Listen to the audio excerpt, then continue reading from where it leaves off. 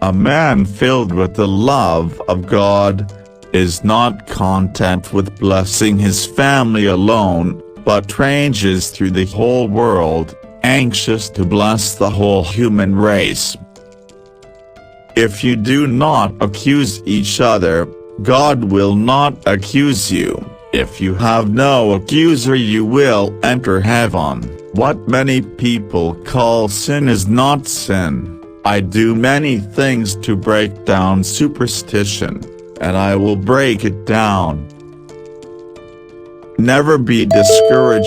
If I were sunk in the lowest pits of Nova Scotia with the Rocky Mountains piled on me, I would hang on, exercise faith, and keep up good courage, and I would come out on top. All your losses will be made up to you in the resurrection, provided you continue faithful. By the vision of the Almighty I have seen it.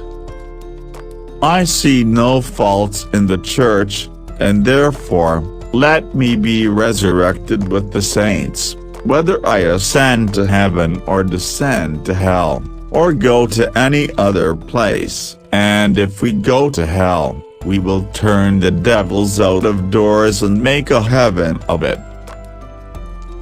The greatest responsibility in this world that God has laid upon us is to seek after our dead. One of the grand fundamental principles of Mormonism is to receive truth, let it come from whence it may.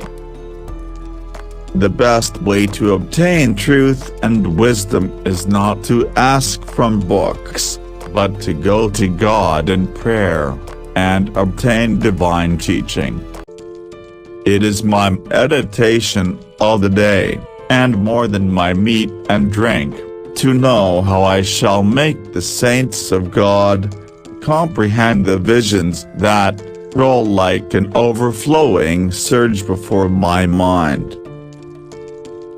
I told the brethren that the Book of Mormon was the most correct of any book on earth, and the keystone of our religion, and a man would get nearer to God by abiding by its precepts than by any other book. There is no such thing as immaterial matter. All spirit is matter, but is more fine or pure, and can only be discerned by pure eyes. We cannot see it, but when our bodies are purified, we shall see that it is all matter. If I revealed all that has been made known to me, scarcely a man on this stand would stay with me. And brethren, if I were to tell you all I know of the kingdom of God, I do know that you would rise up and kill me. Although I do wrong, I do not the wrongs that I am charged with doing. The wrong that I do is through the frailty of human nature. Like other men, no man lives without fault.